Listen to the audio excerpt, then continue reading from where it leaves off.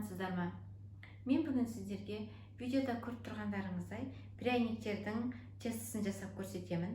Бұл пряниктерді тек қана жаңа жылға ғана емес, әртүрлі мерекелерде, балдарыңыздың туған күндерінде де жасауға болады, өздерінің сүйікті мультфильмдегі геройларымен. Және балдарыңызбен бірге қызықты уақыт өткізесіздер бұны жасаған кезде. Оларға өте қызық. Өздеріне беріп қойсаңыздар мынандай етіп әрлеуге. Әсіресе оларға қызығы қазіргі кезде мультфильмдегі мынандай геройларды жасау. Бұны жасау үшін тіпті форманы бас кезінде сатып алудың мүлдем керегі жоқ. Интернеттен А4 қағазына печатать етіп алып, соны қиып, соны тестоның бетіне қойып жасауларыңызға болады. Болмаса тіпті қараңыздар, мынандай етіп тесік жасап, елкаға ілулеріңізге де болады. Болмаса мынандай етіп упаковка жасап, осылай сыйлыққа да сыйлауларыңызға болады. Бұл пряниктің тестосында қосатын қоспаларды өздеріңіздің қалауларыңызша қосасыздар. Міндетті түрде азғантай имбир, оны өте азғантай көлемде қосуларыңызға да болады. Және корица қосасыздар. Түсін өзгертеді корица. Аз қосуларыңа, көп қосуларыңызға описанияда жазғандарды мүлдем қоспауларыңызға да болады. Бұл пряникте ең бірінші біздегісі карамель жасау. Карамель жасағанда күйіп кетпес үшін отты бассейн қойып, қасында тұруларыңыз керек. Үнемі қозғап тұруларыңыз. Егер де карамельдеріңіз күйіп кетсе, печеньеден де біздің күйік дәм шығады. Онда жаңадан жасауға тура келеді. Егер карамельдеріңіз дұрыс шықса, печеньелеріңіз өте дәмді шықты деп есептей беріңіздер. Карамельді жасау үшін бірінші бізге ыдысымыздың түбі қалың болғаны жақсы, кастрөліміздің түбі. Бұл рецептте менің түрі негізінде интернет көлемінде де көп. Біреулері әсіресе көбі қатты болып кетеді. Бұл осы рецепт маған ұнайтыны, үнемі жұмсақ болып тұрады.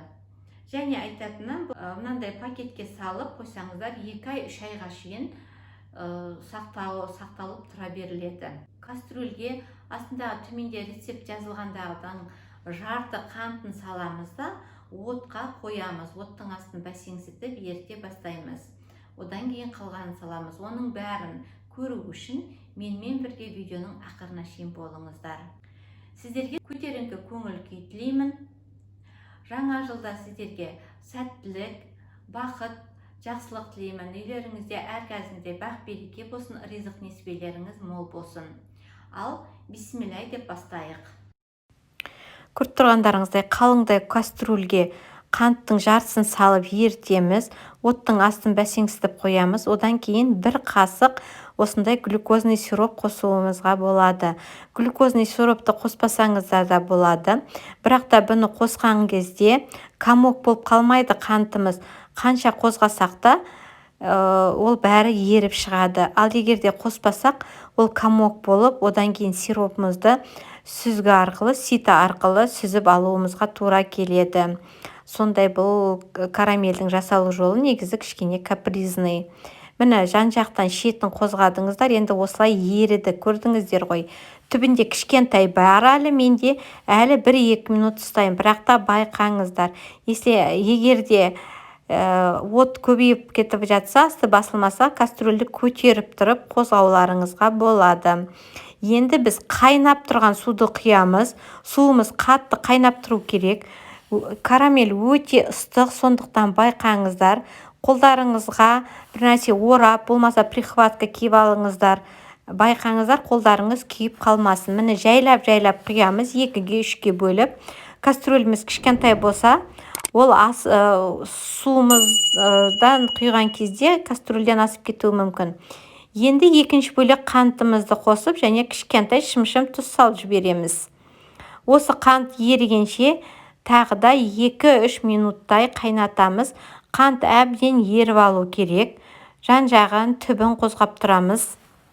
Бұл кезде де қозғамасақ, қантымыз түбіне жабысып қалуы мүмкін. Енді сармай саламыз. Сармайымыз бөлме температурасында болған жақсы. Сол кезде тез ериді. Міне кішкене крекшенің көмегімен осылай ертіп жібереміз. Әбден ерігенше ұстаймыз. Отты бұл кезде астындағы өшіріп тастауымыз керек. бар қант еріп алғаннан кейін отты өшіріп тастап, сосын сармайымызды саламыз.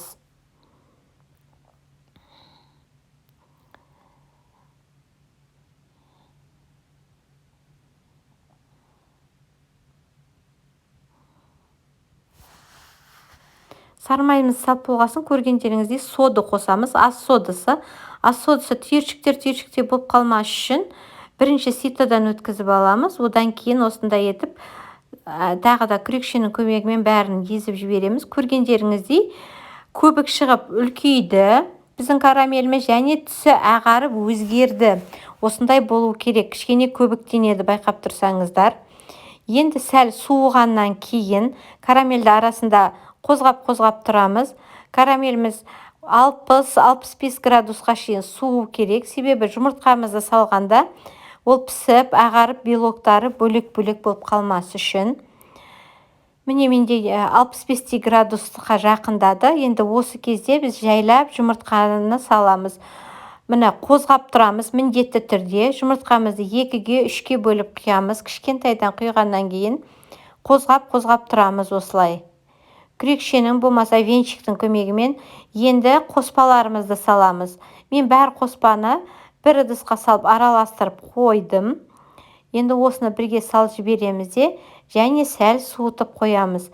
Әбден қоспамызды бір жерде қалып қоймас үшін араластырып аламыз. Енді осыған ұнымызды саламыз. Ұнымды мен 2-ге бөліп салдым.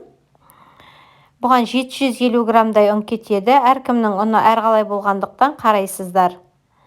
Жақсылап араластырып аламыз.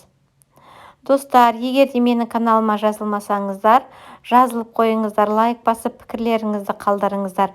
Егер де түсініксіз болып жатса, пікірде сұраңыздар, мен міндетті түрде жауап беремін. Сіздерге лайк басып пікір қалдыруға уақыт кетпейді маған жазылуға. Ал мен үшін ол каналымды дамытуға көмектеседі. Міне, біздің қамырымыз дайын, осындай болу керек. Қатты ұн қоспаңыздар, одан да жасап жатырғанда сәл қосуларыңызға болады. Осылай етіп мешокқа салып, мен холодильникке салып қоям. Егер де жасап жатырғанда сіздерде қиналсаңыздар, сол кезде ұн сеуіп жасауларыңызға болады. Қатып кеткен ұны көп пряйне қатып дәмсіз болып қалады. Міне менің бір күннен кейінгі тестім. Тесті 8 сағаттай кем дегенде холодильникке тұру керек. 8 сағат өткеннен кейін жұмыс жасай берулеріңізге болады. Бұл тесті холодильникте 2 аптаға шейін сақталады, ал морозильникте 3 айға шейін сақтауға болады. Одан кейін алып холодильникте ерітеміз, сосын жұмыс істейміз. Міне сіздер де жасаңыздар, балдарыңызбен отырып қуантыңыздар. Видеоны ақырына шейін қарағандарыңызға рахмет. Сіздермен болғаным өткен.